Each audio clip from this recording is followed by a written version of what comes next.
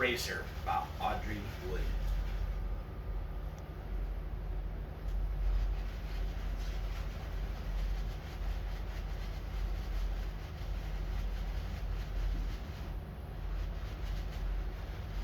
Nona was pedaling to school on her old bicycle when the chain came off and the brakes jammed.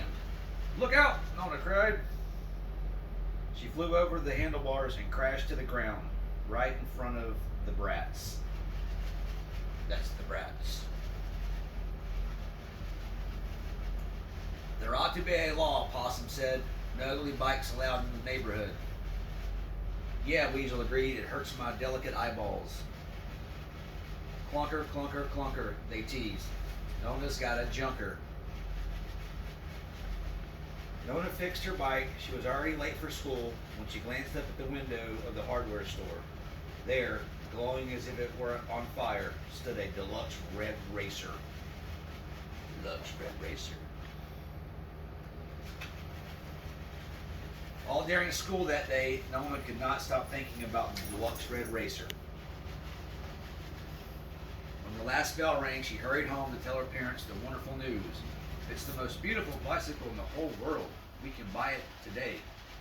"You already have a bicycle. You don't need another one," her father said. "A new bike costs a lot of money," her mother agreed. Nona left the house and pedaled up the dirt road. She couldn't keep the red racer out of her mind.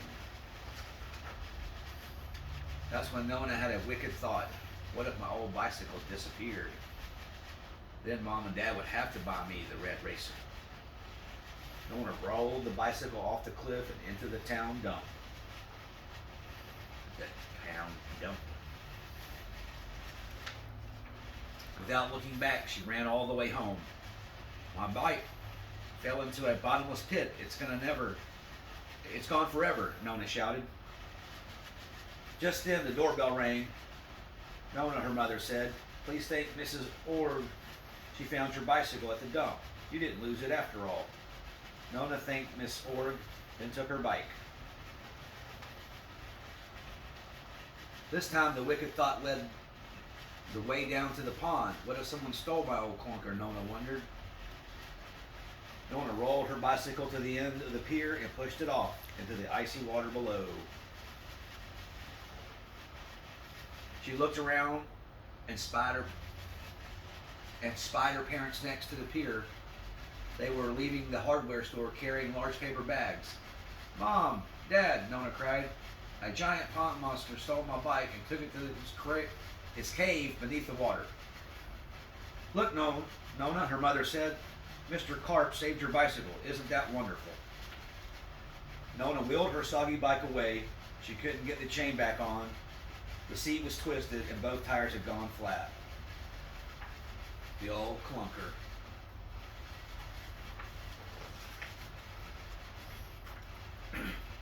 On the way home, she stopped to rest at the train station. The wicked thought was there, waiting for her. Nona placed her bike on the railroad tracks. At 5 o'clock, she said, "The train will swish you flat." She hurried home to tell her parents the bad news. But when she opened the door, her mother and father shouted, "Surprise!